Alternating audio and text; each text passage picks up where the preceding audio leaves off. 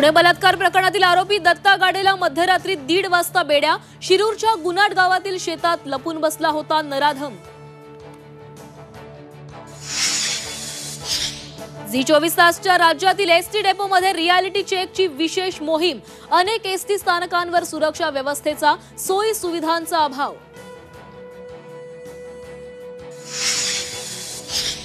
संजय राऊतांचा आज नाशिक दौरा. डॅमेज कंट्रोलच्या पार्श्वभूमीवर दौऱ्याला महत्त्व. पदाधिकाऱ्यांशी राऊत संवाद साधणार.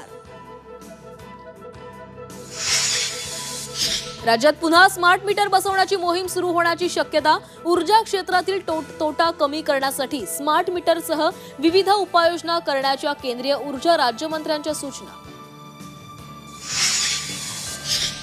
जळगाव जिल्ह्यातील धरणगाव एरंडोल हत्येच्या घटनेनं हादरलं. वडिलांनी मुलाचा खून करत केली आत्महत्या.